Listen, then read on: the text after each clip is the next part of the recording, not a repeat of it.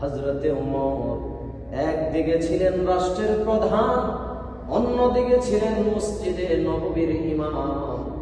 কিন্তু আজকে সমাজের মধ্যে দেখা যায় যারা মসজিদের মধ্যে ইমামতি করে তাদেরকে সমাজের দরবারে কারবারে তাদেরকে ডাকে না। অথচ খলিফাতুল মুসলিমিন, তিনি রাষ্ট্রের প্রধান ছিলেন, প্রাইম মিনিস্টার ছিলেন, প্রধানমন্ত্রী ছিলেন এবং মসজিদে নববীর ইমাম ছিলেন। যেই উমরের ব্যাপারে আমার রাসূল বলেন, লা নাবিয়্যা বাদা ওয়ালা রাসূলা, আমার পরে যদি আল্লাহ কাউকে নবী এবং রাসূল বানাতেন তাহলে হযরতে ওমরকে আল্লাহ নবী বানাইতেন। এরপরে আমার রাসূল বলেন, লাকানা ওমর, আল্লাহ তাআলা পৃথিবীতে যদি কাউকে নবী হিসেবে নিযুক্ত করতেন হযরত ওমরকে আল্লাহ তাআলা নবী বানাইতেন। সুবহানাল্লাহ। যে ওমর রাস্তা দিয়ে চলে শয়তান পর্যন্ত ভয়ে ওই রাস্তা দিয়ে যায় না, সেই ওমর খলিফাতুল মুসলিমিন, রাষ্ট্রের প্রধান ছিলেন এবং মসজিদে নববীর ইমাম ছিলেন। হযরত ওমর মসজিদে নববীর মধ্যে খুতবা দেওয়ার জন্য দাঁড়ায় গেলেন। এমন সময় মসজিদে নববীর পিছন থেকে একজন প্রতিবাদী কণ্ঠ দাঁড়ায় গেল, ও খলিফাতুল মুসলিমিন, আজকে আপনি একটা প্রশ্নের জবাব যতক্ষণ পর্যন্ত আপনি না দিবেন ততক্ষণ পর্যন্ত আপনার পিছনে আমরা নামাজও পড়ব না, আপনার খুতবাও আমরা শুনব না। হযরত ওমর অনুমতি দিয়া দিলেন। হযরত ওমর অনুমতি দিয়া দিলেন।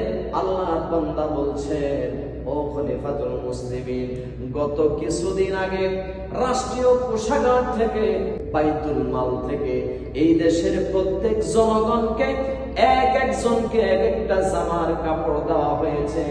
এই দেশের জনগণ, আপনিও জনগণ, আমিও জনগণ, আপনিও একটা কাপড় পেয়েছেন, আমিও একটা কাপড় পেয়েছি।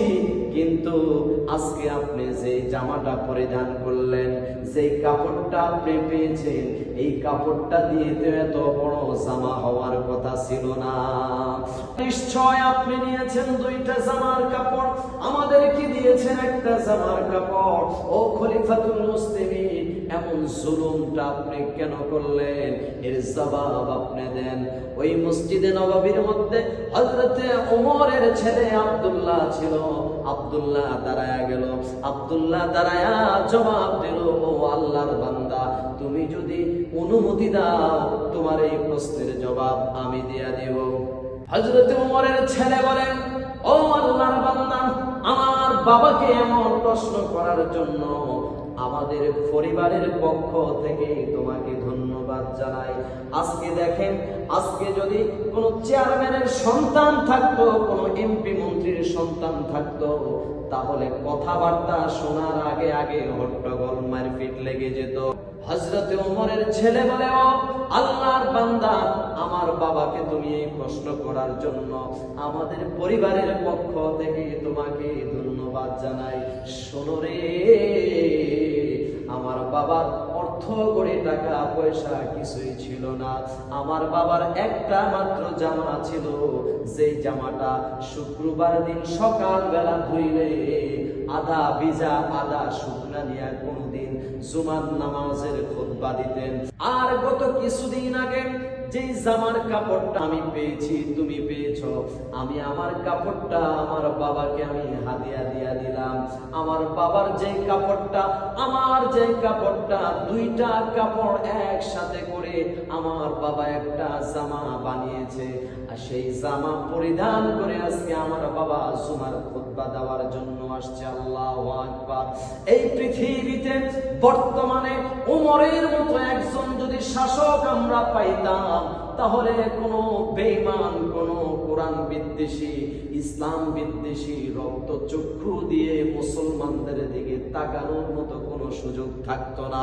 আজকে যদি ওমরের মতো একজন খলিফা যদি আমরা পাইতাম, ওমরের মতো যদি একজন নেতা আমরা পাইতাম, অগ্নিকণ পৃথিবীটাকে, জুলুমভর পৃথিবীটাকে ইনসাফপূর্ণ পৃথিবী করার জন্য এমন একজন ওমরের বর্তমান খুবই প্রয়োজন। কথা বলেন ঠিক কিনা?